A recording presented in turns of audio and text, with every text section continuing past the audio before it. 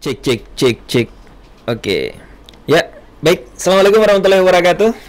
Waalaikumsalam warahmatullahi wabarakatuh. Sarwandi Eka Sarbini. Yes. Selamat datang di podcast 55. Terima kasih banyak. Bagaimana kabarnya? Alhamdulillah sehat dan dahsyat. Wow, Ya. luar biasa. Baik, Sarwandi seperti biasa ya, mungkin sebelum kita berbicara atau berdiskusi lebih lanjut, saya ingin memberikan sedikit informasi dulu terkait dengan ciri khas dari podcast 55. Ya. Ya, jadi podcast 55 itu tentunya adalah tempat di mana saya dan narasumber saya berdiskusi, ya, dan tentunya ada hal penting yang harus kita dapat dari situ. Intinya di sini adalah bagaimana akhir atau ending dari pembicaraan kita itu dapat menginspirasi dan mengedukasi untuk para pecinta podcast 55 dimanapun mereka berada. Dan tentunya juga ada sedikit secret room di podcast 55 ini karena kita menginginkan ada sebuah rahasia yang dibagikan oleh narasumber. Intinya bersifat positif lah begitu yang bisa dibagikan ke pecinta podcast 55. Jadi mungkin sebentar ada sedikit hal yang masih disembunyikan oleh Sarwandi yang bisa dibagikan, yang belum pernah dibagikan sama sekali. Nah, bisa dibagikan sebentar. Entah itu apa saya belum tahu karena memang masih rahasia mungkin ya. Tapi saya yakin Sarwandi mempunyai banyak rahasia positif yang bisa dibagikan untuk orang banyak. Oke. Oke, baik. Mohon maaf ya, ini barista saya lagi menyiapkan kopi, ya. Jadi suaranya masuk keren.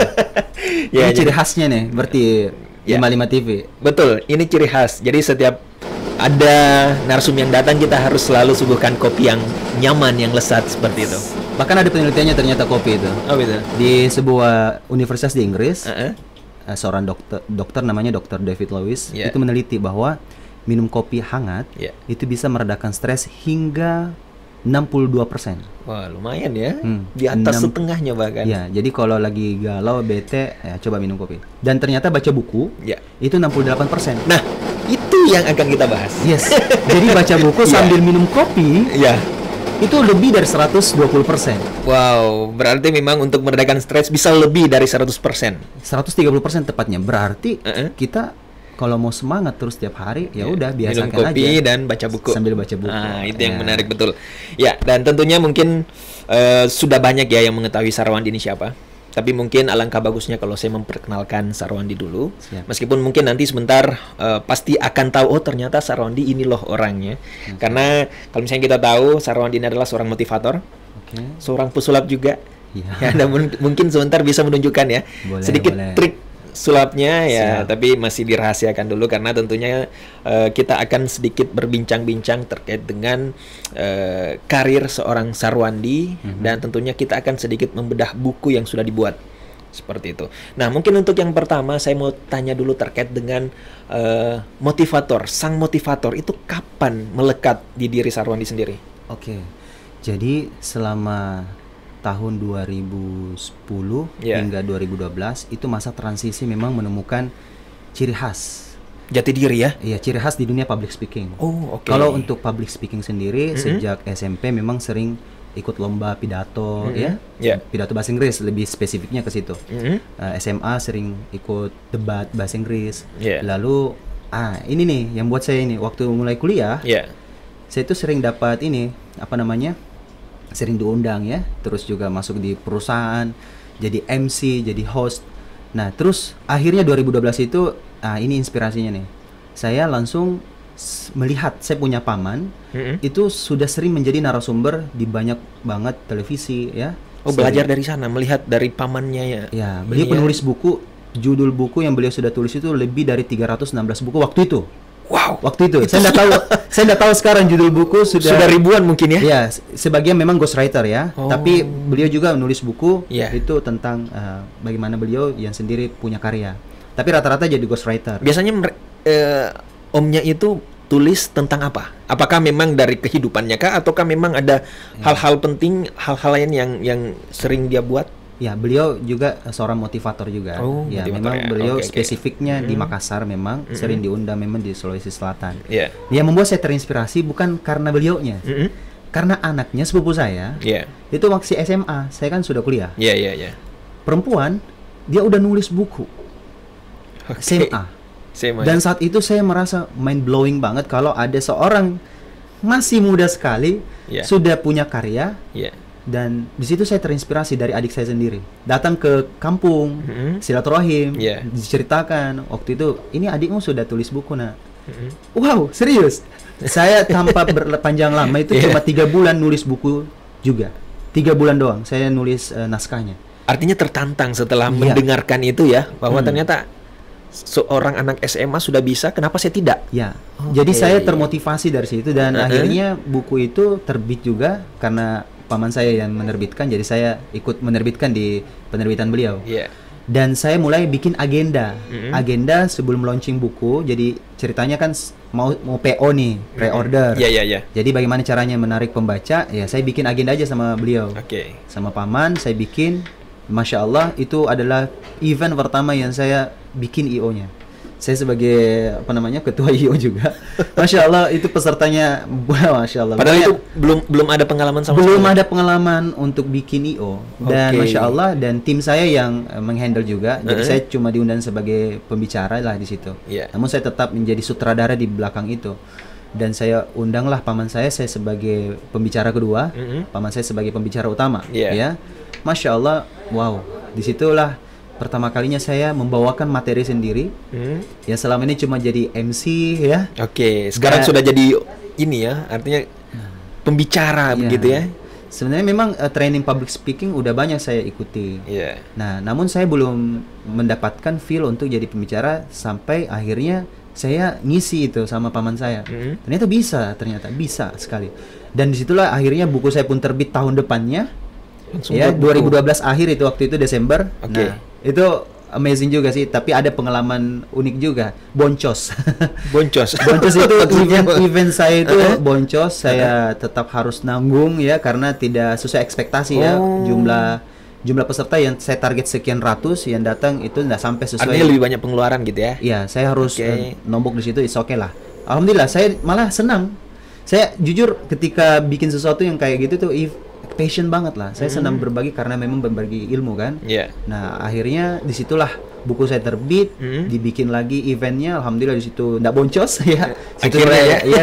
Ternyata buku ini alhamdulillah diterima banyak sekali ya pembaca dari kalangan mahasiswa dan siswa. Jadi sebenarnya target market saya waktu itu memang pembaca saya adalah kalangan anak muda. Karena waktu itu memang masih muda ya. Masih waktu 20-an tahun waktu itu masih kuliah. Nah alhamdulillah disitulah akhirnya membuat saya terus-terusan. Saya mulai ngisi juga bersama pemateri lain, mulai dari kalangan tokoh nasional, ustadz, motivator juga. Jadi seringlah kita bikin seperti itu dan akhirnya ke bawah juga dan ibaratnya nama juga itu ikut naik. Jadi saya pakai rumus nempel rezeki. Ini rumus nempel rezeki dibuat Sarwandi sendiri ya? Iya, saya dapat ini juga dari guru saya juga sih. Belakang ini saya baru tahu saripatinya nempel rezeki. Jadi saya nempel rezeki untuk meleverage kita punya karir, itu punya mentor, itu punya partner, itu punya teman. Jadi jangan sendiri. Kita nggak bisa sendirian kalau dalam memajukan diri ataupun memajukan usaha kita, nggak bisa. Kita mesti memiliki partner, kita harus memiliki tim. Bahkan jangan cuma sekedar tim, but super team. Yang sevisi ya? Sevisi misi tentunya. Karena Superman is dead. Kalau Anda sendirian, Superman tahu kan, dia udah meninggal kan, tapi akhirnya dihidupkan oleh tim. Betul. Dan saat itu dia tidak terima. Dia melawan semua tim tersebut dan akhirnya baru tersadar, ternyata dia tidak sendirian sebagai superhero. Ternyata banyak superhero-nya. That's it. Nah, sama dengan diri kita. Kadang selama ini kita menganggap diri kita hebat, menganggap diri kita jago, ternyata ada yang membuat Anda lebih jago kalau Anda mengandalkan pakai super team. Nggak bisa sendiri. Ini tadi ada yang menarik, Sarwandi. Sebelum kita melangkah lebih jauh terkait dengan awal mula Sarwandi menjadi seorang pembicara, itu kan tidak mudah ya. Dan tentunya pasti terkait dengan mental juga. Karena mungkin di dalam hati, apakah saya bisa ya memberikan motivasi ke orang banyak? Karena mungkin waktu itu umurnya belum terlalu ini ya, artinya di depan kita itu masih banyak orang yang lebih tua dan lain sebagainya. Nah, apakah memang pada saat itu mentalnya sudah kuat, ataukah memang masih berpikir kayaknya motivator tidak cocok deh untuk saya? Nah, ini juga nih, ada pengalaman yang saya dapatkan ketika SMA. Karena SMP itu saya mulai belajar bahasa Inggris dan public speaking. Jadi public speakingnya pakai bahasa Inggris. Oh, iya. Nah, saat itu memang ayah saya punya yayasan, dan yayasan ini bekerja sama dengan lembaga kursus di Makassar. Jadi bikin di kampung, saya jadi peserta angkatan pertama. Sampai setiap kali event atau kursus itu dibuat, saya selalu jadi peserta. Tiba akhirnya saya SMA, saya dipercayakan jadi guru. Berhadapan langsung dengan siswa. Disitulah pengalaman perdana saya berhadapan dengan siswa SMP. Saya waktu itu SMA. Nah, ternyata saya dapat tipsnya sendiri tuh, bahwa kalau Anda mau tampil pede, jangan berbicara di depan seusiamu. Apalagi yang lebih tua, latih dulu di kalangan lebih muda daripada dirimu. Tentu Anda lebih pede kan? Ceritanya gini, kalau Anda punya bahasa Inggris, contoh lah, dikit-dikit lah. Anda ajar ke anak SD kan belum tentu tahu apa yang iya kan? Jadi betul. Anda ajar dulu ke level yang lebih rendah. Jadi sesuai dengan kapasitas ilmu Anda pada saat Anda mengajarkan. Jadi pengalaman itu yang membuat saya kalau PD di depan umum udah biasa. Dan juga di depan rumah itu ada masjid. Nah ini nih, ada musola kecil lah. Ya, saya sebut masjid karena tempat sujud kan. Musola kan biasanya tempat kecil. Saya sering pakai mic di situ untuk latihan ceramah tarawih. Dan saya pernah ngisi ceramah tarawih sepanjang waktu SMA itu, Masya Allah, itu 30 hari saya mengisi sampai hampir 15 kali kalau nggak salah itu. Setiap malam. Kalau nggak ada penceramah ini, saya yang gantikan. Ayah saya bilang, kamu nak.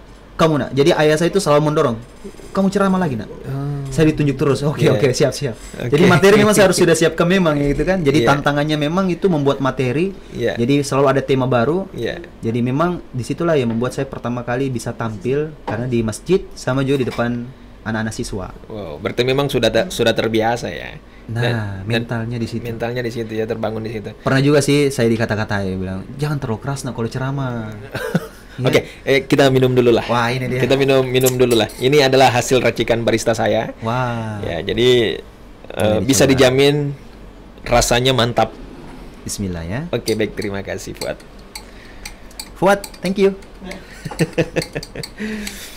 Oke, thank you Fuad ya. Bismillah.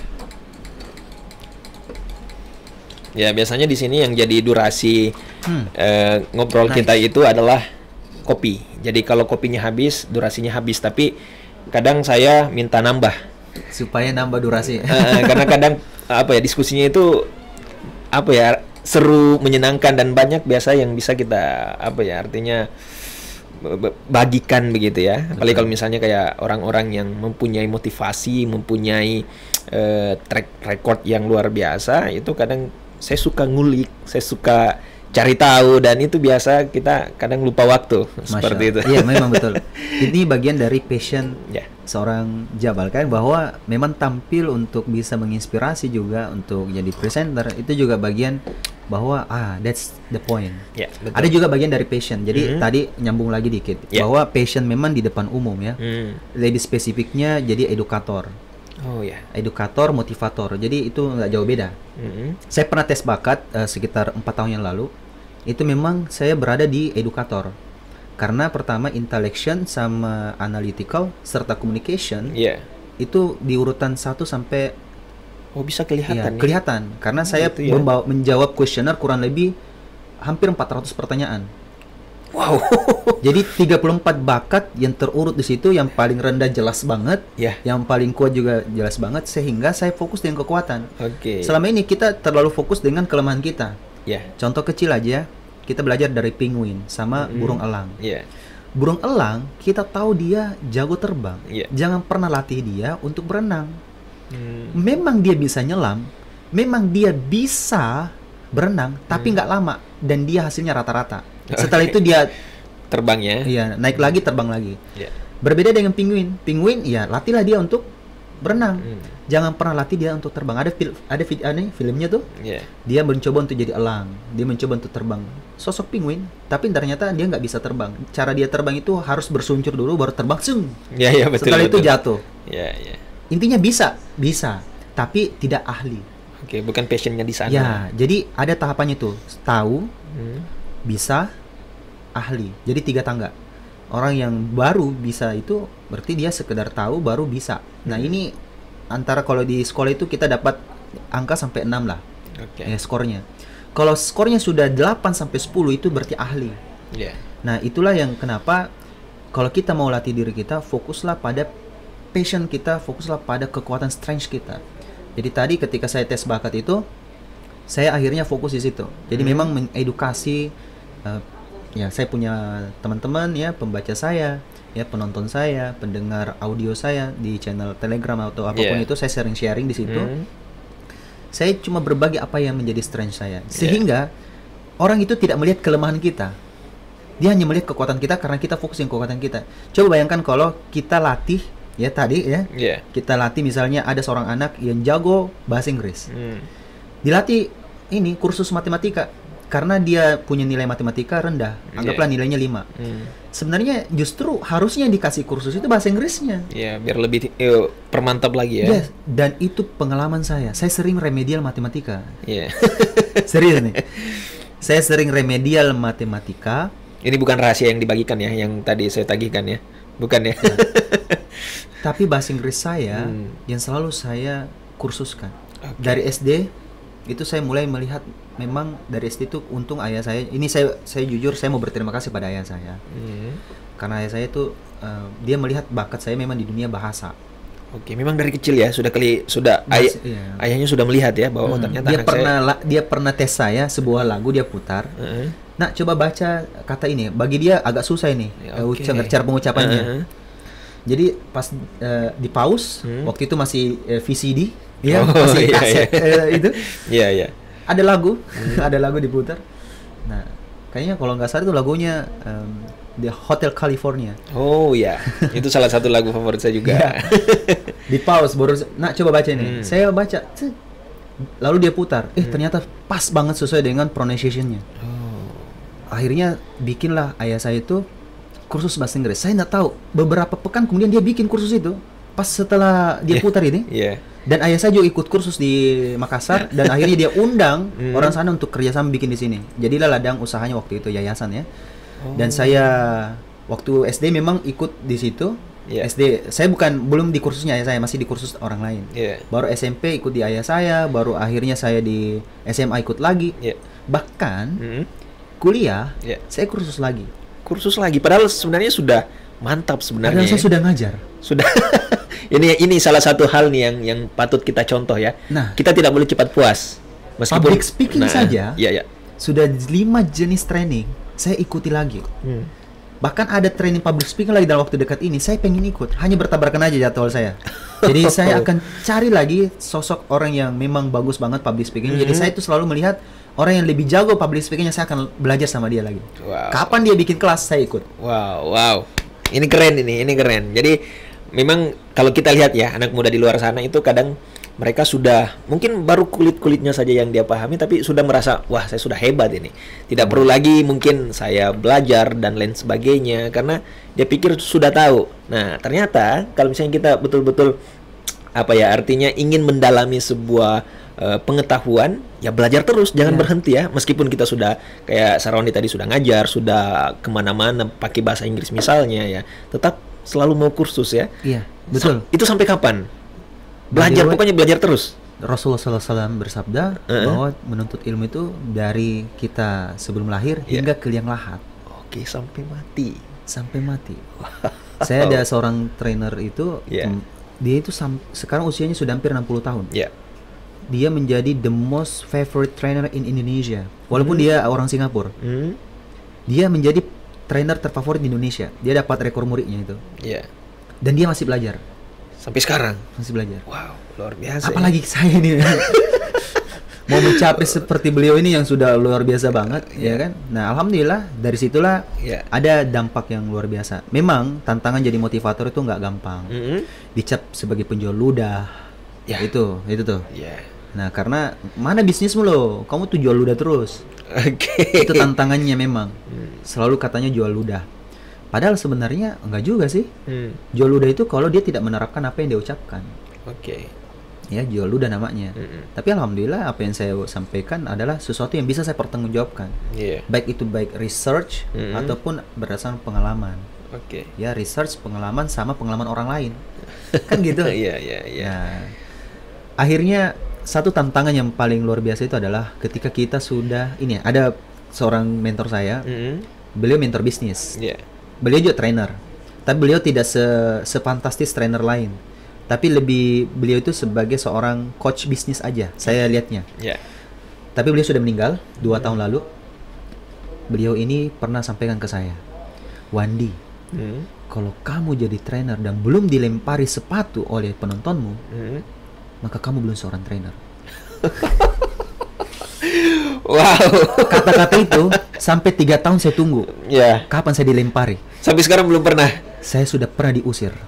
Itu berarti lebih parah dari lemparan ya? Ya. Berarti bisa dikatakan Sarwandi ini sudah hebat lah di dunia motivator, tapi mungkin masih haus begitu akan ilmu ya, akan ilmu dari seorang motivator seperti itu ya. Pas 10.000 jam terbang itu, karena kan ada sebuah teori mengatakan 10.000 jam terbang itu adalah rumus kalau mau dikatakan ahli.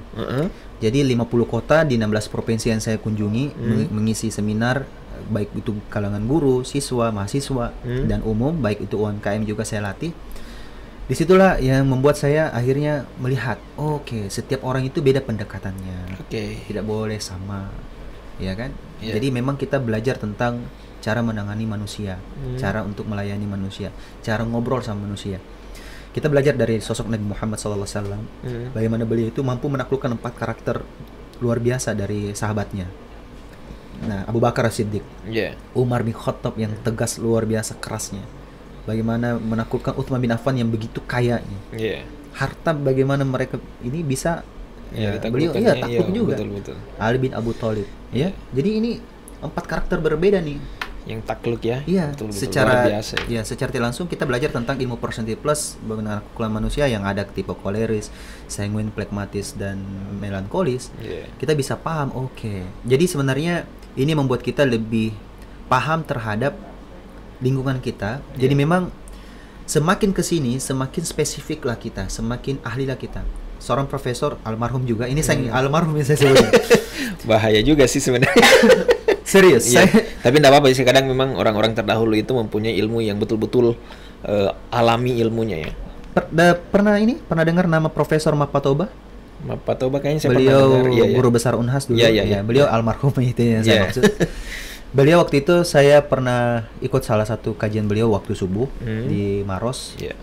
Masya Allah, beliau ini ternyata profesor, digelar sebagai Profesor Madu. Jadi bayangkan semakin ahli beliau hanya spesifik membahas tentang lebah. Jadi waktu S1-nya itu membahas tentang lebah secara umum, S2-nya itu membahas tentang apa kandungan di dalam setiap lebah, ada propolis, ada madu, ada royal jelly, bipolen kan. Sampai akhirnya beliau punya pabrik propolis. Dan sampai akhirnya beliau digelar sebagai profesor lebah, profesor madu. Sampai akhirnya meninggal gitu ya. Ya, beliau akhirnya perusahaannya tetap jalan. Jalan. Beliau ahli spesifik hanya membahas satu hal saja, itu saja. Tentang lebah. Betul dia fokus ya di situ. Fokus. Nah, maka memang kita harus punya ciri khas tersendiri jika ingin memang, karena kan tantangannya dunia digital juga sekarang kan, apa ciri khasmu? Coba deh lihat konten kreator. Itu spesifikasinya itu tidak lebih dari 3 itu rata-rata dia bahas di kontennya. Itulah juga menjadi tantangan saya sampai sekarang. Saya terlalu terlalu membias kalau terlalu banyak mau dibahas. Sampai saya mau ikut sebuah kelas yang mendapatkan sertifikasi sebagai trainer trainer nasional. Jadi memang trainer ini dilisensikan oleh langsung pemerintah. Langsung ini saya kemarin sudah ikut teasernya dulu. Saya sudah ikut semacam pra pelatihannya selama 2 jam waktu itu saya ikut, Masya Allah. Dan memang penting banget tuh lisensi atau certified. Nah, jadi saya bertanya bahwa apakah saya harus memilih satu tema besar setiap saya mengisi. Beliau mengatakan betul harus. Jangan sampai kita palu gada, apa aja lu butuh gue ada. Ya, ngisi parenting bisa, ngisi semuanya bisa ya. Tapi justru itu tidak bagus ya kalau yang seperti itu ya. Ya sebenarnya boleh-boleh aja, hanya harus ada yang paling besar, ciri khasnya ya, ciri khas kita ya. Yang paling besar. Oke, ini pertanyaan saya mungkin singkat, tapi banyak hal yang mengalami. Mungkin anak muda sekarang itu kadang dia mempunyai semangat yang sangat tinggi untuk fokus di satu bidang, tapi kadang dia itu belum paham passionnya itu sebenarnya ada di mana. Dan kadang juga ada biasa anak muda dia mencoba semuanya sampai dia betul-betul mungkin passion saya ada di sini karena kayaknya saya lebih sukses kalau seperti ini. Apakah memang untuk mengetahui sebuah passion seseorang itu harus kita coba semuanya dulu, ataukah cukup langsung menentukan satu dan fokus? Oke. Nah, dibahas di buku Rezeki Otakiri nih. Nah, ini sebentar kita akan bahas lebih lanjut. Ya, spoiler di dalamnya tentang observasi. Iya. Jadi sebenarnya masa observasi itu buat seorang anak itu sebaiknya waktu dia SMP. Usia SMP. Ya, itu sebenarnya standarnya. Saya memang sudah mendapatkan observasi saya di dunia speaking, dunia berbicara, itu memang SMP. Sampai saya ditempelin guru bahasa Inggris saya. Dan akhirnya guru bahasa Inggris saya ini pas tahu saya bahwa jago bahasa Inggris, dia menjadikan saya sebagai murid terbaiknya. Padahal saya pernah ditempel ya. Pernah ditempelin di kelas. Bukan di dalam kelas. Gara-gara pagar hampir terbuka, saya mau loncat keluar dari sekolah karena guru sudah bilang udah waktunya pulang. Saya bukan ngeles nih, serius ini. Itu ternyata saya nggak tahu karena waktu itu saya nggak tahu bahwa udah jam pulang. Saya melihat pagar itu memang sudah bisa dibuka ini, tapi memang belum ada yang keluar. Saya heran kenapa tidak ada yang pulang ya. Padahal pagar sudah terbuka. Saya akhirnya mencoba. Saya baru sedikit naikkan kaki, langsung dipanggil. Hei, ditempelin. Saya terputar itu, satu kali putar itu. Wow, sakit juga ya. Itu kelas 1. Nah, kelas 2 saya ketemu beliau, dia ngajar, dan ketika saya ketemu beliau, itu selalu pakai bahasa Inggris. Oke, memang dia guru bahasa Inggris. Bahasa Inggris, dan memang dia memang agak keras memang ya. Waktu itu kan pendidikan kita yang generasi milenial itu waktu masih zaman-zaman tahun 2000 itu memang agak keras. Keras ya. Dipukul, diapa semuanya, wah, betul-betul luar biasa. Saya malah ya Allah, guru yang menempelin saya adalah guru yang akhirnya menyukai saya jadinya. Dalam artian karena di kelas saya selalu mendapatkan nilai terbaik, bahkan menjadi istilahnya bahkan SMA alhamdulillah itu jadi siswa teladan juga gara-gara bahasa Inggris. Padahal teman saya ada yang jago banget semua pelajaran, juara ranking 1 lah. Ranking 1. Tapi kenapa saya yang tidak pernah dapat nilai bagus di matematika, yang selalu remedial, serius. Bahasa Inggris memang tidak pernah remedial, malah saya mendapatkan itu, gelar siswa teladan. Saya mewakili dari satu kampung, saya diutus sampai ke provinsi, cuma 2 orang dari kampung. Wow, luar biasa loh, itu prestasi yang sangat membanggakan itu ya. Apalagi kalau misalnya putra dari daerah ya, nah itu pasti dia. Itu sangat membanggakan. Itu yang saya ingat banget, ternyata cukup fokus aja dengan satu bidang. Jadi saya tidak perlu menguasai semua hal. Oh, artinya fokus ya? Iya, artinya gini, bisa terhadap semua hal boleh. Tapi untuk ahli jangan sampai menghabiskan waktu karena usia kita terbatas banget. Oke. Jangan sampai mubazir ilmu. Iya. Guru saya ada yang meninggal lagi. Yang meninggal lagi nih yang mau dibahas, waduh. Baru meninggal 2 hari yang lalu. Wah, serius. Namanya Ustadz Hari Santosa. Beliau sampai mengatakan jangan sampai kita mubazir ilmu. Terlalu banyak yang kita pelajari, akhirnya kita tidak bisa fokus dengan satu hal dan kita tidak ahli di satu hal. Jadi memang kita ini harus fokus. Ini mohon maaf saya sebut orang meninggal terus nih. Tidak apa-apa, karena kan memang meskipun sudah meninggal tapi tentunya ilmunya itu masih selalu ini ya dikenang begitu ya. Karena kalau misalnya memang kita lihat ya orang meninggal pun pasti ada jejak begitu yang dia tinggalkan. Itu luar biasa loh. Nah, berarti intinya fokus ya. Fokus dan betul-betul meskipun ada sedikit hambatan jangan langsung menyerah ya. Ada singkatannya itu fokus. Apa tuh? Fokus. Follow one course until successful. Wah. Betul. Iya, jadi follow one course. Jadi memang jalan, satu metode, satu kursus sampai berhasil. Jadi memang dalam Quran juga sudah dijelaskan tuh fa idza faraqta fansob. Selesaikan dulu satu urusanmu sampai betul-betul tuntas, baru beralih ke urusan berikutnya. Jadi kalau ada project, jangan terlalu banyak yes-kan segala hal. Di buku Rezeki Otakiri saya sampaikan, orang yang terlalu mudah mengucapkan kata yes terhadap setiap janji yang diajak oleh orang lain, itu akan mengecewakan banyak orang. Jadi jangan sampai kita mengatakan gampang sekali yes untuk setiap janji. Nah ini biasa nih, karena kan banyak orang yang nggak enakan. Betul, nggak enakan, jadi susah untuk menolak. Tapi ujung-ujungnya pasti mengecewakan gitu ya. Itu dia. Mending berani katakan no. Kalau dalam bahasa Arab katakan la. Kan tauhid mengajarkan kita la ilaha illallah. Jadi memang tauhid itu mengajarkan kita untuk berani mengatakan tidak. Jangan sampai kita terlalu gampang mengatakan ya, tapi berani mengatakan tidak. Kalau misalnya memang tidak bisa dan tidak katakan sanggup, saja, mohon maaf, tidak saya yakin. tidak bisa. Oke, betul. Mohon maaf, saya belum bisa hari ini. Saya contoh misalnya banyak yang undang. Saya berani kata, mohon maaf, sudah ada jadwal. Sudah ada jadwal, jadi saya tidak bisa. Itu saya juga kadang seperti itu loh. Gimana? Betul. Kadang saya itu tidak mau mengecewakan orang. Jadi kalau misalnya memang ini saya iakan saja, padahal saya belum tentu bisa mengerjakan itu. Nah, tentunya ini sangat menarik ya, karena kita tidak boleh artinya mengiyakan apapun untuk membuat orang senang, tapi ujung-ujungnya mengecewakan bahkan. Karena kalau kita mengiyakan terus kita kerja tapi tidak sampai selesai dan betul-betul maksimal, ya pasti orang yang kita iyakan itu pasti akan kecewa juga. Ya, mending kita buat dari awal saja bilang tidak bisa gitu ya. Nah, tentunya saya rasa juga bukan cuma saya, tapi banyak orang di luar sana yang seperti itu. Ada sebuah quote nih. If you want to make all the people happy, sell ice cream. Oke. Kita nggak bisa membahagiakan semua orang. Nggak bisa pasti. Betul. Kita hanya bisa bijaksana terhadap setiap orang. Betul. Contoh, kita berani mengatakan tidak. Justru saat itu dia memang agak kecewa dikit, tapi justru dia akan kagum di kemudian hari. Wah, dia ini punya prinsip. Karena orang yang punya prinsip itulah yang bakal dikenang. Karena ketika kita katakan yes dan ternyata tidak bisa, kecewanya luar biasa. Pasti lebih lama kecewanya. Lebih lama lagi. Dibanding kalau misalnya kita nolak di awal ya. Mending tolak aja. Karena kan belum deal. Selama belum akad. Selama belum akad. Selama belum ini kan Nggak ada masalah. Ini akadnya dalam artian luas ya. Bukan hanya akad janur kuning melengkung. Yes, that's it. Tapi akad dalam artian luas. Oke, betul nih. Jadi ini juga sedikit masukan buat para pemuda ataupun siapapun lah. Siapapun. Ya, siapapun ya.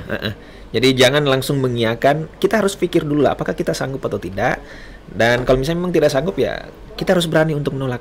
Ini dia. Itu ya. Penting banget tuh kita nyalakan kalender kita. Itu memang sudah jelas tuh jam berapa, di tanggal berapa sudah ada jadwal.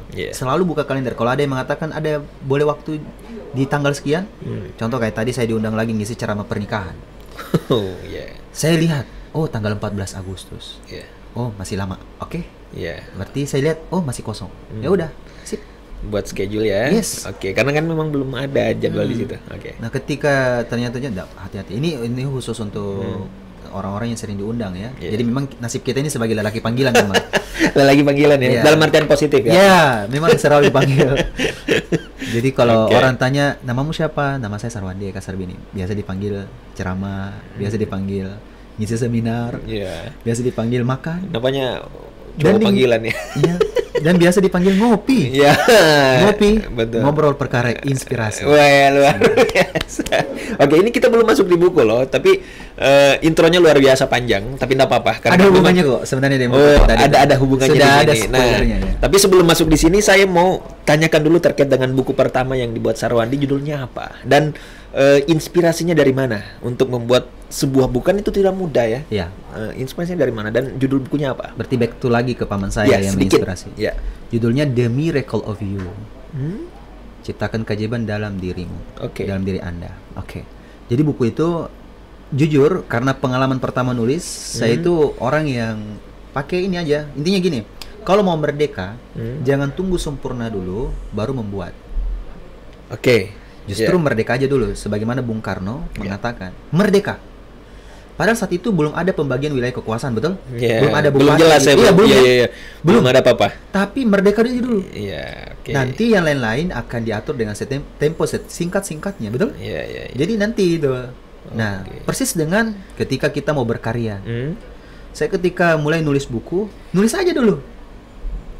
Butuh tidak artinya inspirasi gitu. Tentu. Sama Oke. persis dengan menikah. Menikah itu kadang kan terlalu banyak syaratnya ya. Oke. Mesti punya ini, Iya. rumah, Iya, mobil. iya. Calon mertua bilang, "Mana mobilmu? Ya. Mana rumahmu?" Ya, apa Jawab aja, pekerjaanmu, ya. menikah dulu Pak, merdeka dulu. Ya ini Iya. bagus nih. Nanti kalau sudah nikah, uh. urusan rumah, mobil akan diatur dengan Iya. tempo sesingkat-singkatnya. Ya betul. Jadi nikah dulu. Ini bagus nih. Bung Karno kan Iya. mengajarkan kita harus merdeka dulu kan? Ya. Harus menikah dulu karena kan gini, rezeki kan ada pada pernikahan. Gimana caranya dapat rezeki, mobil, rumah dan sebagainya kalau tidak nikah? Ya. Betul. Iya kan? Justru nikahkan anakmu. Iya. Jadi ada juga sih yang calon mertua itu sampai nolak. Iya, iya kan faktanya lapangan memang tidak segampang itu sih. Iya, Tapi kalau misalnya calon mertua tahu, wah kayaknya ini betul-betul serius ini calon menantu saya pasti akan diterima. Tapi tidak semua seperti itu ya. Ada yang terbukti ya sampai 7 kali lamar gadis yang sama. Ditolak terus. Ya, sampai Iya. akhirnya yang ke-7 kalinya dia bilang, "Nak, saya sudah melihat kegigihanmu luar biasa." Iya. Ini yang ketujuh kalinya loh. Wah. Akhirnya saya mengambil sebuah keputusan, anak saya nikahkan dengan tetangga sebelah. Oke. Iya. Terlalu gigi ya. Terlalu gigi. By the way, saya sampai Iya. saya pribadi itu sampai 4 gadis kayaknya yang tolak saya itu. Wow. Iya. Dan ternyata berhasilnya di yang kelima. Yang Jadi kelima. memang ya it's okay lah. Iya, itu namanya perjuangan kan. Iya, kan? Laki-laki kan harus berjuang. Dan saat itu saya belum bisa menjanjikan apapun. Belum ada sama sekali. Dan mobil nggak ada, Iya, ya iya. rumah nggak ada. Jadi merdeka dulu, nikah dulu. Merdeka Alhamdulillah dulu. pas menikah, Iya. ternyata memang Allah sudah jawab itu semua. Oke. Semuanya lancar-lancar ya. Iya. Rezeki datang. Apa-apa yang orang Iya. ya tentang keberhasilan atau apa ternyata memang luar biasa rahasia pernikahan itu. Jadi ini ada hubungannya dengan jangan menunggu sempurna dulu baru berkarya. Ya. Jadi tulisan buku pertama saya itu Hmm. semua itu judul babnya aja tuh lucu-lucu. Saya sampai bingung ini mau menyusun kayak gimana. Yang jelasnya jadi aja dulu dah. Terbit ternyata bestseller. Wow. Iya, karena kapan saya terlalu menunda-nunda Iya. untuk terbitkan nggak ya, terbitkan nggak ya, Iya, iya, iya. ya. Padahal kan begini, kalau banyak orang berpikir begini, kalau gagal gimana? Iya. Nah kan begini, kamu kan belum sukses, Hmm. ya, ngapain takut gagal? Iya. Kan belum sukses ya? Iya tuh, Iya, iya, iya. kan gitu, kan lucu. Hmm. Padahal belum sukses, Iya. sudah takut gagal dulu, kan lucu memang ini. Iya, Saya bilang, iya, waduh. Iya, iya, betul. Jika Wow. kita belum berhasil, maka tidak perlu takut gagal. Coba aja dulu. Coba aja dulu ya. Betul. Ini yang penting nih. Dan tentunya setelah itu Sarwandi buat lagi buku kedua, Ya, alhamdulillah. ketiga, dan ini buku yang Keempat. keempat. Alhamdulillah. Ini buku terakhir yang dibuat Sarwandi. Oke, buku sebenarnya ada banyak ya. Hmm. Dalam bentuk digital ada yang saya tulis dalam bentuk digital. Oke. Itu membaca karakter dengan satu pertanyaan. Itu juga bestseller, banyak banget. Tapi saya bagikan gratis. Buat Anda yang mau boleh. Wow. Tinggal DM aja, cari aja. Buku bagaimana membaca karakter klien, membaca karakter calon mertua. Ya. Ada Membaca- juga di situ. Jadi begini loh, cara pendekatan kita kan harus beda-beda Iya. setiap kita menemui orang baru. Heeh. Karena orang baru ini kan kadang belum mengeluarkan Iya. karakter aslinya sampai kita cari tahu lebih dalam. Nah, uniknya dengan pertanyaan ini, Anda sudah bisa membaca karakter orang itu dalam waktu cuma 1 menit. Oke. Jadi, oh udah tahu nih karakternya, sudah. Nah, buku itu dalam bentuk digital, saya bagikan secara gratis, Anda boleh download, silakan. Wow. Cari aja. Wow, keren, keren, Cara keren. carinya nantilah, sebentar nanti ya. Ya, sebentar akan dibagikan oleh Sarwandi ya pasti ya. Boleh DM lah, cari aja di Instagram. Boleh. Oke. Instagramnya apa? Ini. @sarwandi magic feather. Kelihatan kan? Kan ini dia gitu. Oke, nanti dia sama editor. Oke, tolong diedit ya. Ini @sarwandi magic Oke. feather. Yang mau saya lebih dalami terkait dengan buku yang ini ya. Ya, boleh. Ini di tangan saya sudah ada buku Rezeki Otak Kiri. Siap. Nah, kenapa judul Rezeki Otak Kiri ini langsung dibuat menjadi sebuah buku? Apa sih sebenarnya istimewanya otak kiri? Kan orang taunya itu ada otak kanan, otak kiri. Kenapa harus otak kiri? Dan isi buku ini apa sih sebenarnya? Karena saya juga belum baca ya. Tapi setidaknya kita sedikit dapat bocoran lah, spoiler begitu ya, sama si penulisnya langsung. Mungkin sedikit arti dari judulnya ini seperti apa sih? Oke. Jadi gini, saya waktu itu kan banyak baca buku tentang otak kanan semua. Oke. Karena saya berpikir kenapa kanan terlalu dikultuskan ya? Iya, iya, iya. Katanya harus pakai otak kanan, ya pakai otak kanan. Iya bagus, tapi banyak orang gagal akhirnya juga. Iya. Karena terlalu nekat. Berani beda dengan nekat ya. Oke. Nekat terlalu pakai otak kanan. Oh, bentar. Ini mungkin masih banyak yang belum paham ya. Sebenarnya otak kanan itu apa bedanya? Pola pikirnya apa? Ya, otak oke. kiri apa? Ya. Seperti itu ya, biar ini. Otak kanan itu seperti orang yang intinya begini, dia punya impian terlalu besar, angan-angannya tinggi, ya. Terus juga kalau action asal action. Oke, tanpa ada persiapan sama sekali ya. Nah, spontanitas, Iya, spontan. imajinasinya tinggi. Iya. Oke, terus juga lateral. Kalau dia kerja itu lompat-lompat. Belum selesai nih tuntaskan Oke, yang satu iya, iya. belum. Iya. Kerjakan yang lain lagi. Jadi otak kanan. Dia tidak rapi, tidak terstruktur, dia tidak sistematis. Oke. Nah, padahal ada rezekinya orang otak kiri. Yang dimana yang tidak dimiliki otak kanan ini. Oke. Mereka-mereka ini yang biasanya berada di belakang layar. Siapa yang menyukseskan orang-orang di depan layar? Yang otak kanan itu, yang para artis itu. Berarti kita ini seolah-olah otak kanan ya? Ya. Oke. Kita ini yang di otak kanan. Oke, ibaratnya seperti itu ya? Yes. Oke. Padahal orang di balik otak kiri itu, by the way, Anda tahu sutradara jauh lebih kaya daripada pemeran utama filmnya. Oke. Pemerannya. Iya. That's it. Itu yang saya maksud. Makanya rezeki otak kiri itu lebih kaya daripada itu tadi. Apa maksud saya ya? Ya, oke. Nah, jadi rezeki otak kiri ini memang rata-rata saya lekatkan kepada dua profesi, pengusaha dan investor. Ini fokusnya di sini. Yes. Hanya dua itu saja. Sebenarnya kenapa ya, fokus hanya di situ saja? Karena gini, waktu kita kan terlalu cepat ya berlalu. Bagaimana kita mengefisiensikan waktu? Makanya manajemen waktu itu bagian dari otak kiri. Itulah bagian dari buku itu. Oke. Ini menarik loh bukunya. Meskipun saya belum baca sih, tapi kayaknya tadi waktu pemaparan Sarwandi, memang kan kebanyakan orang menggunakan otak kanan ya. Otak kanan. Dan satu lagi, buku ini kata editornya, ini kan salah satu penerbit terbesar juga di Indonesia yang terbitkan.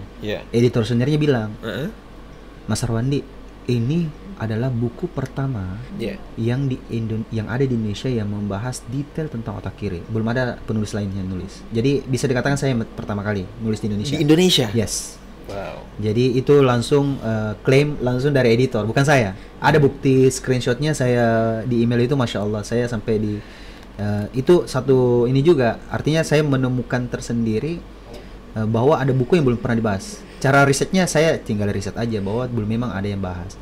Jadi ketika saya bahas detail tentang otak kiri, masya Allah betapa banyak pengusaha-pengusaha itu akhirnya tersadarkan betapa banyak kesalahannya, ya termasuk orang tua. Jadi mempelajari rezeki otak kiri ini membuat kita ini lebih bijaksana sebenarnya. Lebih bijaksana. Termasuk contoh, kan ada ajaran sedekah itu pakai otak kanan. Sedekah aja, kalau sedekah aja gitu. Tidak usah difikirkan gitu ya. Intinya sedekah saja lah gitu. Sedekah katanya untuk menolong orang. Padahal pakai otak kiri itu lebih bagus lagi. Kalau pakai otak kanan, sedekah itu untuk orang lain. Padahal kalau kita bersedekah sebenarnya untuk diri sendiri. Barang siapa yang bersedekah, maka itu akan kembali kepada dirinya sendiri. Menurut kita mungkin kacamata kita bahwa orang lain yang dapat manfaatnya. Dia cuma dapat satu manfaat, kita dapat 10. Dan itu mungkin kurang orang yang paham ya. Ternyata memang untuk bersedekah itu ya tentunya untuk memperkaya diri kita sendiri gitu ya. Jadi otak kiri itu sebenarnya self-centric. Kalau otak kanan itu other-centric. Lebih mementingkan orang. Kalau otak kiri itu self-centric, mementingkan diri sendiri. Contoh, egonya memang tinggi. Tapi kalau ego itu bagus, sebenarnya ego dan egois itu beda loh. Ego dan egois. Yes, beda. Ego itu perlu dipupuk. Tapi jangan sampai egois, beda. Contoh, saya tolong seseorang nih.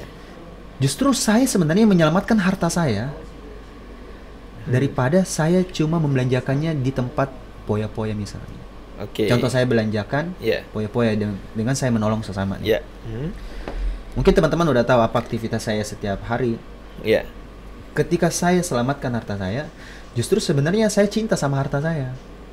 Bagaimana cara bentuk saya cinta sama harta saya? Saya akan temuin nanti di akhirat nanti nih. Kalau saya titipkan di panti asuhan, di kaum duafa. Teman-teman juga misalnya, kalau Anda titipkan itu ke orang-orang, ke orang tua Anda, ya, ke keluarga Anda, ke kerabat Anda yang memang fakir, bahkan miskin gitu, Anda tolong. sebenarnya Anda lah yang menolong diri Anda sendiri. Itulah self-centered. Yeah. Jadi sebenarnya lebih kokoh, lebih berprinsip, lebih jangka panjang orang yang berpikir pakai otak kiri daripada otak kanan. Yeah. Kenapa? Karena ketika dia mengeluarkan, dia udah tahu nih bahwa Allah akan membalasnya di akhirat nanti. Yeah. Entah itu ada juga balasannya di dunia, terserah. Yeah. Ya karena memang balasannya ada juga di dunia, cash langsung ada. Tapi di akhirat lebih paten lagi. Kenapa? Jangka panjang loh. Yang tidak ada yang bisa menyelamatkan kita selain daripada sedekah kita di akhirat. Iya, betul. Nah, itulah cara sedekah pakai otak kiri. Dia melihat, memang dia hitung-hitung. Wah, kalau saya sedekah, contoh nih, kenapa Allah itu selalu memberikan ada namanya amal-amal yang dikali 10. Yeah. Kalau di bulan Ramadan kan ada namanya dikali lipat lagi kan? Iya. Kalau di bulan Ramadan ada Lailatul Qadar, lebih banyak lagi kan? Sehingga sedekah seseorang itu dia menghitung, wah, saya sedekah, biasanya dia sedekah 10.000. Iya. Tiba-tiba dia bersedekah 100.000. Dan dia tahu bahwa pahalanya akan banyak sekali dia akan dapatkan nanti di akhirat ketika dia mengeluarkannya pas di Lailatul Qadar, di bulan Ramadan, dan pahalanya dikali lipat. Wow. Jadi Dan otak kiri dong. ada di otak kiri tentunya. That's it. Dan ini bukunya ini kan menarik ya. Artinya tadi kata Sarwandi bahwa memang kalau misalnya kita lihat ini pertama di Indonesia. Mungkin ada yang sedikit membahas tapi tidak lebih detail. Ya, mungkin Seperti itu ya? dia general. Jadi saya spesifik banget. Jadi Gitu ya? ada 13 wasiat di dalam tentang otak kiri. Karena ada juga buku tentang otak kanan, ada 13 wasiatnya juga. Jadi saya ada antitesanya. Oh, ada Ini- juga. Ini semacam antitesa melawan Oke. yang cuma mengandalkan otak kanan. Jadi saya menulis dengan 13 wasiat juga otak kiri. Oke, biar seimbang ya. Yes, biar seimbang. Jadi intinya gini, supaya kita tidak mengkultuskan satu otak saja dalam bertindak. Memang ada hal-hal yang memang harus dilakukan dengan pakai otak kanan. Ya, contoh kalau buka usaha, buka aja dulu. Iya. Kalau misalnya modal cuma 500 sampai 1 juta, kan kalau Anda belanja biasa 5 juta pun Anda tidak pikir habis sendiri kan? Jadi kalau ada yang ngajak bisnis cuma modal sampai 500 sampai 1 juta, join aja dulu. Siapa tahu itu memang rezekimu. Iya. Lagian kan kamu dapat contoh produknya, Yeah. kamu bisa pakai. Contoh ya buka aja dulu. Karena memang opening bisnis itu memang yang bikin pening di opening. Kan nama opening. Oh, pening. Cuma di awalnya peningnya. Iya. It's okay, enggak apa, buka aja dulu. Iya. Nah, jadi setelah itu baru belajar. Boleh begitu. Nah, tapi kalau mengembangkan harus pakai otak kiri. Jadi memang yang didahulukan otak kanan, ada memang yang harus pakai otak kiri. Oke, berarti inti dari buku itu seperti itu ya. Yes. Ya, jadi intinya kalau misalnya memang kita ingin melihat bagaimana sih sebenarnya rezeki dari otak kiri itu ya sebenarnya harus wajib membaca buku ini ya. Ya, boleh wajib. Nah. Saya mengatakan ya boleh sih dikatakan wajib karena memang Rasulullah bilang, tolabul ilmi faridatun ala kulli muslim. Banyak loh orang yang wajib. tidak menyadari rezeki dari otak kiri itu. Seperti yang tadi dikatakan oleh Sarwandi bahwa otak kanan itu kan orang yang lebih banyak artinya di depan layar yang mungkin dia belum terlalu paham, artinya juga loncat-loncat kalau misalnya ada yang dia urus dan lain sebagainya dan tidak fokus seperti itu. Nah, apalagi generasi milenial. Nah, seperti itu ya. Dan di otak kiri sebenarnya awal bagaimana cara kita bisa bertindak dan lain sebagainya, dan itu sebenarnya banyak orang yang tidak melakukan. Dan ini sebenarnya harus dipahami sih semua orang, bukan hanya untuk anak muda saja, bahwa kalau misalnya kita ingin berbuat sesuatu, ya kita harus betul-betul memahami dulu sebelum bertindak begitu. Jangan sampai nanti salah jalan dan ujung-ujungnya nanti tidak ada yang beres begitu kan, tidak ada yang betul-betul maksimal yang kita kerjakan. Nah, tentunya juga mungkin saya mau titip satu. Siap. By the way, buku itu untuk Jabal, untuk Anda. Wow, silakan. Thank you. Ini pasti saya akan baca. Siap. Ini ada satu di sini, ta? Oh ya, ini ada satu lagi nih. Saya mau berikan untuk teman-teman yang nonton video ini. Wow, gratis. Free. This is a giveaway for you yang nonton. Boleh cari aja. Ya, caranya mungkin boleh lewat Instagramnya ya. Betul. 55 TV boleh. Mungkin untuk caranya mungkin kita buat yang lebih simpel saja ya. Ya. Karena kan ini nanti bakal kita post juga di Instagram. Oke, post di Instagram ini. Nanti di post foto ini, cari foto yang ada buku ini. Nah, betul. Di Instagram 55 TV. Iya, dan mungkin nanti komen ya di komentar. Komen. Dan jangan mungkin lupa follow juga ya. Follow dulu dong. Ya, betul. Follow 55 TV yang di follow. Kalau mau follow juga Instagram saya, wah, why not? Oke lah. Wajib lah ya, wajib ya. Ya. Kita kasih wajib lah seperti itu untuk follow Instagram sang penulisnya langsung. Oke, seperti boleh. itu, ya. Dan nanti kita akan pilih Siapa yang beruntung. Nah, siapa yang beruntung. Nanti kita akan pilih secara acak lah ya. Yes. Dan ada satu buku gratis untuk teman-teman yang apa ya, artinya mengikuti semua persyaratan yang sudah kita sampaikan. 7 hari dari sekarang pas Anda nonton video ini. Nah, Insya Allah, diumumkan Insya Allah. ya, oke. Baik, dan tentunya yang mendapatkan buku ini tidak bakalan menyesal ya, karena saya tadi disampaikan secara sepintas saja sama sang penulisnya, itu sangat luar biasa. Apalagi kalau misalnya kita mempelajari 13. Ada 13 ya. 13. Ada 13 isi di dalam yang betul-betul sangat bermanfaat untuk kita pelajari dan baca. Dan tentunya ini sangat jarang orang yang menerapkan. Betul. Ya, karena mungkin lebih banyak yang menerapkan otak kanan mereka ya. Betul. Untuk beraktivitas dan lain sebagainya. Oke. Mungkin ini ada ngopi sedikit dulu kayaknya dulu. Oh, ya. silakan Iya, bismillah. ngopi dulu. Masih ada hal yang saya mau tanyakan. Waduh, nikmat sekali kopi ini. Masya Luar Allah. biasa ya. Alhamdulillah.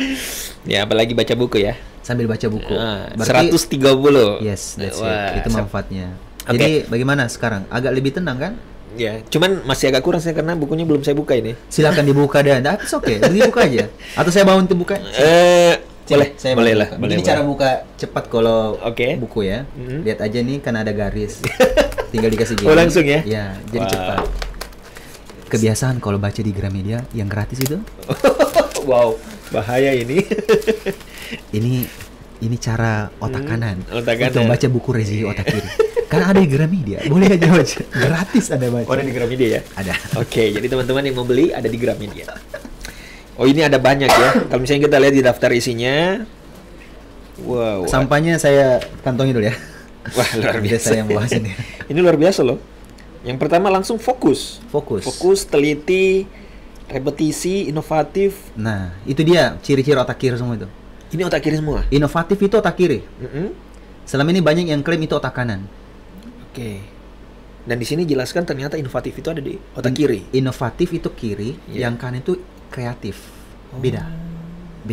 Nah, nanti Oke. lanjut aja. Silakan dibaca dulu. Oke, ada defense ya, pertahanan.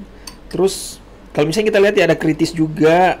Yes. Ini kayaknya sudah lengkap kayaknya ya, sampai dengan mentoring, action, nalar, terus intrapersonal, disiplin dan lain sebagainya. Ya. Terus juga di sini ada profil penulis ya. Nah, ini bagus nih. Ini harus lah ya, karena tentunya kita harus tahu juga siapa sih yang menulis ini, apa track recordnya dan lain sebagainya. Ini juga penting, dan tentunya ini akan saya baca sebelum tidur. Saya sebenarnya suka membaca sebelum tidur. Ya, Karena ya, ya. kadang itu saya itu orangnya mungkin dikategorikan sebagai insomnia, Oke. susah tidur. Jadi kadang ya. biasanya kalau sudah jam 1, jam 2 terus belum ngantuk, kadang baca buku yang biasanya membuat ngantuk. akhirnya ngantuk. By the way, ada challenge saya. Apa tuh? Buku ini tidak bakal membuat Anda ngantuk. Oh gitu. Karena saya menulis dengan cara yang berbeda. Oke. Ini semua yang mengatakannya adalah pembaca saya, bahwa membaca buku ini bisa cuma sehari bisa tuntas. Padahal Sehari? tebalnya segitu. Kenapa? Karena saya tidak sekedar nulis. Saya mencoba, karena saya kan tadi waktu di tes bakat itu Yeah. ada namanya tes communication. Saya berada di level keberapa itu, lumayan lah.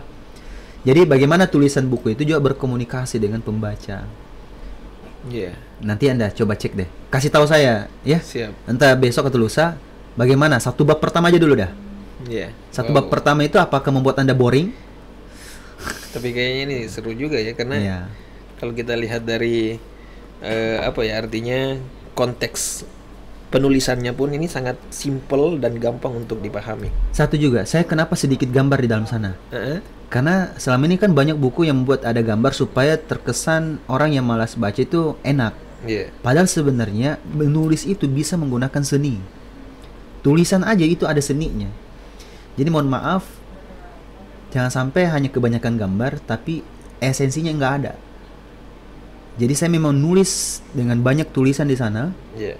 Ya mohon maaf, itu memang saya betul-betul buat sedemikian rupa tulisan itu tidak ada yang mubazir. Yeah.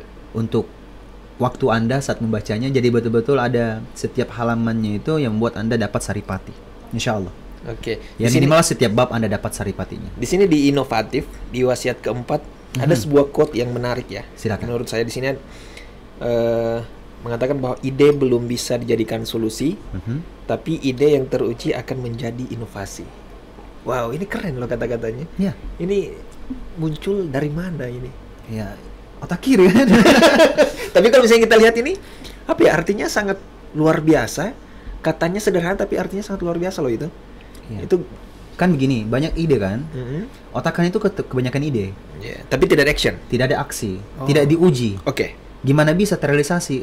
Nggak bakal bisa jadi inovasi. Ya, betul. Jadi kreasi itu otak kanan. Ya. Contoh penemu-penemu di awal-awal itu kan otak kanan semua. Contoh penemu televisi. Apakah bisa dikatakan penemu televisi yang mengembangkannya itu kan sekarang kan sudah ada televisi dalam bentuk, ya tahulah ya.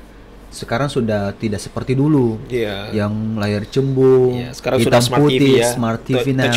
Touchscreen. By the way, itu inovasi, bukan kreasi lagi. Oh, beda lagi ya? Beda, karena televisi kan waktu itu kan ditemukan oleh orang pertama. Oke. Jadi kreasi itu adalah yang menciptakan pertama kali. Sedangkan kita adalah inovator yang mengembangkan menjadi lebih baik lagi. Itulah otak kiri. Otak kiri itu menyempurnakan sambil jalan. Oke, ini bedanya ya? Ya. Jadi otak kiri itu selalu mengevaluasi. Kan teori saya di buku The Miracle of You, kan The Miracle of You itu bahas otak kanan lebih dominan. Sedangkan ini spesifik otak kiri. Jadi memang bertolak belakang itu buku pertama saya dan buku keempat. Tapi itu sengaja ya dibuat sengaja seperti memang itu. Jadi otak kanan di The Miracle of You itu memang sangat jelas banget ketika mulai ini pakai otak kanan semua. Nah, jadi contoh di buku The Miracle of You itu kan pakai otak kanan. Nah, ini pakai otak kiri. Berarti saling menutupi. Saling menutupi, ya. Artinya kalau misalnya ada yang mau cari otak kanan otak kiri, semuanya ada di buku Sarwandi.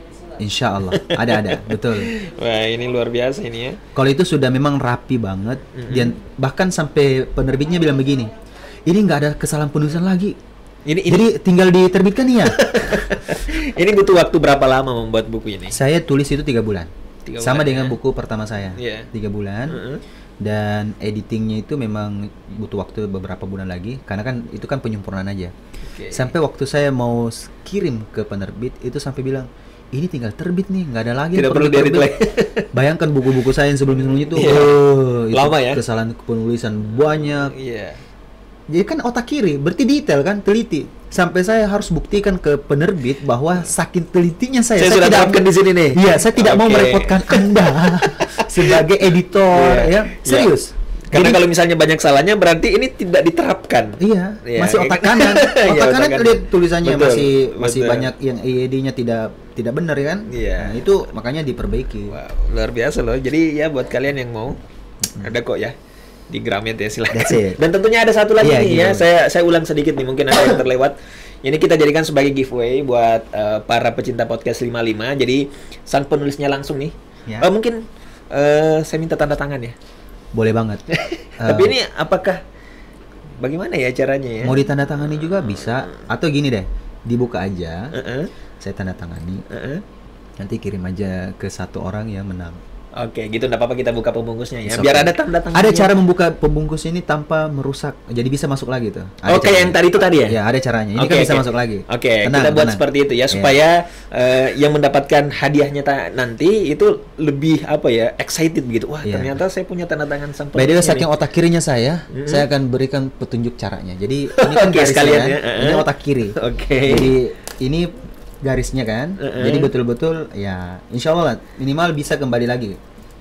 Jadi ini pelan-pelan banget ya. Jadi ini kita sengaja buka supaya sang penulisnya langsung tanda tangan ya, bukan berarti kita mau baca atau mau otak-atik bukunya, tidak. Jadi ini hanya sekedar supaya sang penulisnya bisa langsung tanda tangan dan betul-betul asli ya tanda tangannya. It's for you ya, spesial untuk sang pemenang ya. Jadi saya ulang lagi nih buat yang ikut giveaway nanti, jadi silahkan komen ya. Tentunya jangan lupa follow juga Instagramnya Sarwandi dan juga 55 TV. Ini bisa masuk lagi. Saya tidak perlu sampai buka sekutunya supaya bisa didorong. Nah, betul. Nanti langsung di. Ini pakai otak kiri banget nih. Detail betul ya. Jadi cara menerapkan otak kiri itu begitu. Yeah. Nah, dan ini sangat penting banget kepada para pengusaha dan investor. Yeah. Ketika ada yang ngajakin bisnis, pastikan bisnis tersebut real. Yang sampai investasi bodong. Betapa banyak orang ditipu. Ada tuh zaman-zaman dulu MMM, manusia makan manusia. Banyak yang ketipu. Nah, itu karena kita kurang teliti. Orang Indonesia ini terlalu gampang percaya. Be careful, karena memang otak dominan di Indonesia yang dominan itu namanya otak kiri, otak kanan bagian bawah. Kalau bahasanya itu otak orang feeling. Indonesia ini sangat dermawan banget, sangat perasa banget, empati banget, sehingga terlalu gampang empati, terlalu gampang untuk ini. Istilahnya ya diajakin sesuatu latah. Maka harusnya kita teliti dulu sebelum bertindak. Be careful. Apalagi kalau masalah investasi bisnis, be careful. Ini buku ini akan membuat Anda mengaktifkan otak kiri Anda yang selama ini terkubur ya. Jadi itu tadi cara bukanya pakai otak kiri ya. Kalau otak kanan langsung disobek saja. Saya tinggal butuh pulpen. Sebentar. Pulpen. Pulpen. Biar langsung ya. Langsung. Biar langsung ada bukti. Ternyata memang langsung ditandatangani sama sang penulis ya. Jadi ingat ya, buat yang mau dapatkan buku ini, caranya follow Instagramnya Sarwandi. Boleh. Follow Instagramnya 55 TV. Setelah itu komen di. Kan nanti kita buat feednya nih di Instagram. Boleh. Jadi silakan komen di situ. Nanti kita akan pilih ya. Jadi ini waktunya kurang lebih 7 hari. Nanti kita akan pilih kira-kira siapa yang beruntung. Jadi kita akan pilih secara acak saja. Boleh. Ya. Seperti itu. Jadi nanti kalau misalnya sudah ada yang terpilih, nanti kita DM, kita undang ke sini ke 55 TV. Nah. Ya. Terima kasih Winaldi. Nah, silakan langsung ditandatangani sama sang penulis. Wow, luar biasa ini loh, jarang-jarang seperti ini. Iya. Bismillah.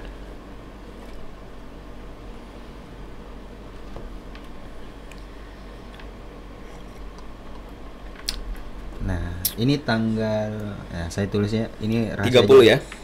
Nah, jangan sebut bulannya biar tetap ini new. Siap. Selalu ini video masih seger. Siap. Thank you Sarwandi. Nah, mungkin banyak juga yang belum tahu. Cara memasukkannya juga mesti teliti. Ini hampir pakai otak kanan loh. Ini otak kiri nih. Otak kiri ya. Pelan-pelan ya. Jadi harus memang rapi. Sip. Nah, itu kan sudah kayak baru lagi kan? Ya, thank you. Nah, bisa dipajang lagi, guys. Nah, itu dia. Dan tentunya selain seorang motivator, ya, Sarwandi juga ini dikenal sebagai seorang pesulap. Oh, iya.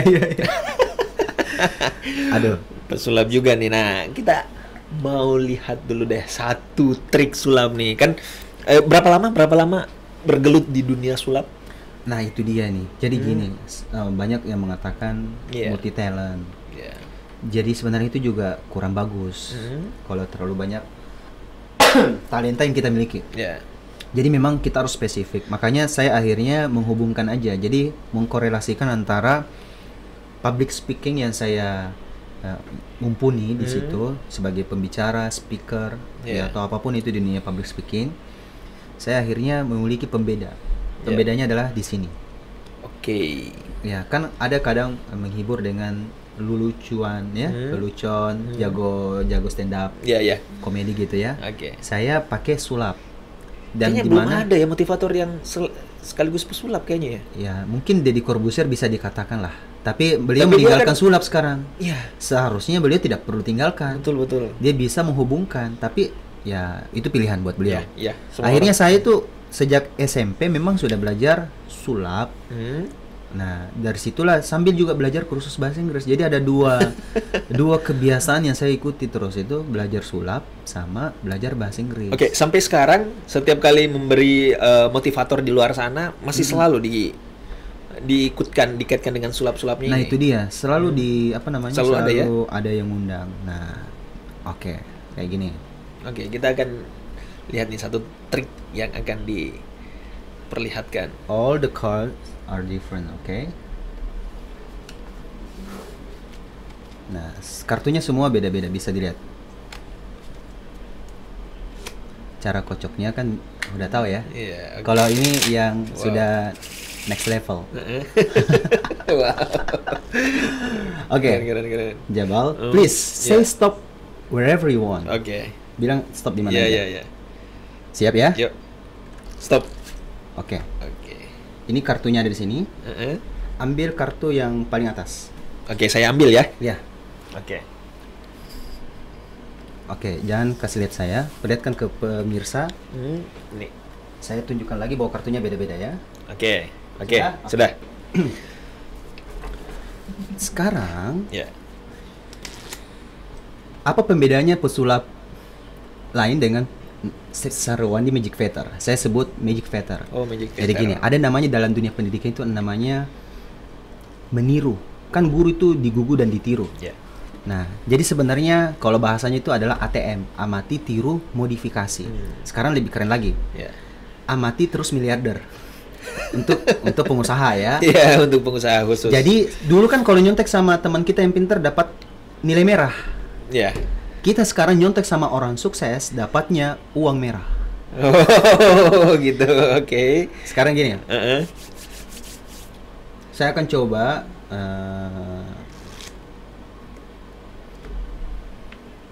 coba ditempelkan di ini. Ini kartunya kosong. Ya. Bisa Kosong lihat ya. Ya. Oke, kosong ya semuanya. Coba ditempelkan ke atas. Di atas ini. Nah, Oke. oke. Saya sebenarnya nggak apa-apa lihat. Lihat, ini namanya meniru. Guru itu digugu dan ditiru. Ya. Bisa 100% sama, bisa juga nggak. Ya. Tapi kita coba ya. Ya, oke. Watch. Jadi ini kartunya apa? Ini ya, Iya, 9 kerucut. 9. Watch.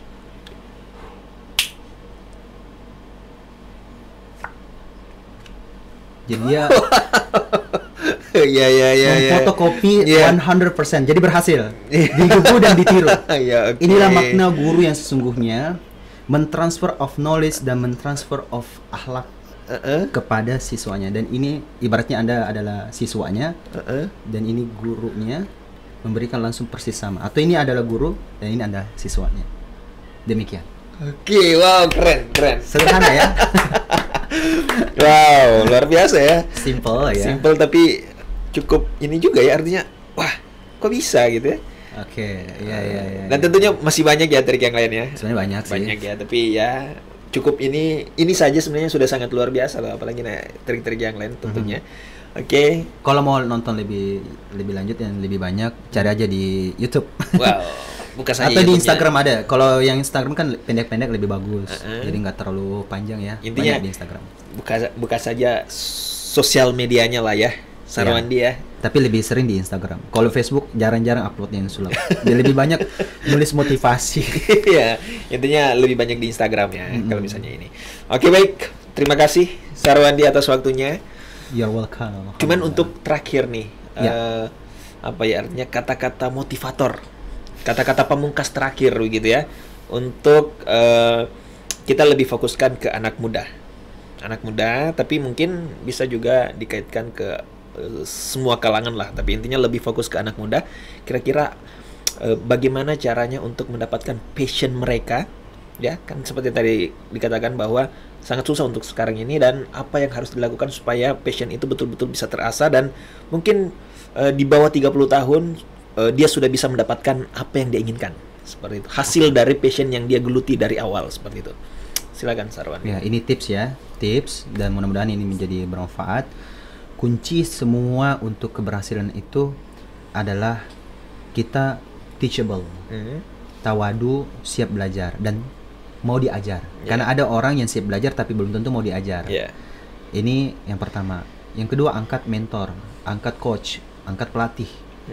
Karena saat ini, kapan kita tidak memiliki pelatih, kita coba-coba sendiri, habis dah. Orang-orang sudah maju duluan karena mereka punya mentor. Nah, kita jangan sampai habiskan waktu kita hanya coba-coba sendiri. Pastikan Anda memiliki partner atau mentor. Insya Allah, kalau ini dua aja nih, Anda teachable, dan Anda punya mentor, dan Anda eksekutor, selesai. Cuma 3 ini aja, insya Allah. Karena kenapa? Ya, apa ya? Karena kalau Anda sudah senang belajar, senang mengeksekusi, baru punya mentor selesai. Bagus deh hasilnya. Tapi kalau tanpa mentor, Anda eksekutor dan suka belajar baca lewat buku, mohon maaf, buku itu belum tentu itu real. Cara kan gaya penulisan dengan gaya orang menangani Anda langsung beda. Contoh nih, ada orang yang terlalu textbook. Wah, itu nggak bagus juga. Jadi memang harus pahami betul konteksnya. Langsung ada orang yang memberikan Anda ilmunya. Betul-betul jelas yang memahami apa permasalahanmu di lapangan, yang akhirnya membuat Anda bisa lebih baik lagi mengevaluasi dan bisa lebih bagus lagi dalam beraksi. Demikian. Keren, luar biasa. Luar biasa ya. Sama-sama. Tentunya ini adalah hal yang sangat dan artinya hal yang betul-betul harus diperhatikan buat para pecinta podcast 55, karena tentunya memang untuk saat ini banyak juga sebenarnya kita lihat peluang-peluang, tapi jangan salah seperti yang disampaikan oleh Sarwandi bahwa kita jangan menghabiskan hidup untuk menguasai semuanya, karena itu tidak mungkin. Betul. Ya, kan itu tidak mungkin. Jadi intinya kita fokus hanya di beberapa atau bahkan di satu bidang saja, dan saya yakin kita akan bisa menjadi ahli di bidang itu. Bayangkan kalau Cristiano Ronaldo juga main basket. Ini pengibaratan yang luar biasa ini ya. Mungkin dia tidak bisa mendapatkan julukan sang mega bintang kalau misalnya juga dia berkecimpung di tenis, di basket, di yang lain-lain ya, seperti Valentino Rossi pernah menjadi, ya gara-gara dia pernah mau juga jadi pembalap mobil, lihat karirnya sekarang redup nggak pernah juara. Padahal dulu-dulunya selalu juara. Gara-gara dia pernah berkecimpung menjadi pembalap mobil, kembali lagi pembalap motor, udah. Kayak udah mulai ditinggalkan. Sudah banyak pembalap lain yang lebih hebat. Cristiano Ronaldo, Roger Federer, Anda lihat mereka tetap fokus dengan bidangnya masing-masing. Maka pastikan Anda punya ciri khas. Ketika disebut namamu, contoh Sarwandi disebut, apa yang terlintas di pikiran seseorang? Oh, seorang motivator ini. That's it. Anda juga seperti itu. Ketika ada orang ketik di Google, orang akan melihat Anda seperti apa. Jangan sampai koruptor, jangan sampai. Jangan sampai. Please, miliki karir yang betul-betul. Intinya yang positif lah ya, seperti itu. Jangan yang negatif. Betul. Oke, baik Sarwandi, sebelum kita akhiri nih, kebetulan kan kita 55 TV mau launching ya. Alhamdulillah. Kita mau launching ini, kita baru mau launching loh. Makanya kita ingin Sarwandi memberikan sedikit harapan kira-kira ke depan, dan mungkin hal-hal mungkin yang mungkin diinginkan untuk 55 TV agar bisa lebih bermanfaat, lebih berkembang ke depannya, itu mungkin ada sedikit. Ya, ciri khas itu ya. Dan saya sudah datang melihat langsung, studionya keren banget. Thank you. Ya, terus juga ada sosok Jabalnya juga keren banget. Jadi ciri khas di sini sudah ada, itu keren banget. Tim luar biasa juga. Saya mengenal tim-tim di sini luar biasa keren. Jadi insya Allah ini tinggal waktu aja nih. Ini kan baru launching. Jadi insya Allah ini sangat-sangat luar biasa nih, jangka panjang. Saya udah melihat langsung wow, kayaknya nih besar nih. Amin. Besar banget nih. Amin. Saya udah melihat ini kan ibaratnya ada namanya ilmu kalkulasi dan prediksi ya. Ternyata nggak jauh beda itu, prediksi dan kalkulasi. Oke, hampir sama. Iya, kan kita belajar dari banyaknya pengalaman kita sebelum-sebelumnya. Jadi kita udah tahu tangga-tangga ke sana. Ya, apalagi kalau sudah ada mentor, orang yang berpengalaman, insya Allah sampailah. Amin. Apalagi 5 TV 10 hasilnya. Keren. Oke, baik, thank you Sarwandi Eka Sarbini atas waktunya, dan sukses selalu juga buat kegiatan-kegiatannya ya. Thank you. Terus juga jangan berhenti untuk selalu memberi inspirasi, membuat buku, karena tentunya mungkin sudah ada fans-fansnya mungkin yang selalu menantikan buku-buku bestsellernya ya. Amin. Ya, karena kalau misalnya kita lihat memang buku-bukunya sangat bermanfaat seperti itu ya. Mungkin banyak orang yang belum tahu terkait dengan otak kanan, otak kiri dan lain sebagainya. Mungkin setelah baca buku ini sudah paham, oh ternyata seperti ini dan lain sebagainya. Oke, baik, terima kasih banyak atas waktunya sudah mampir di podcast 55. Siap. Terima kasih sudah mencoba kopi buatan barista saya. Ini sudah hampir habis tuh. Berarti pas juga mau selesai. Ini kalau saya habiskan pas durasinya juga selesai. Oke, berarti durasinya sudah habis ya kalau misalnya kopinya narasumber sudah habis.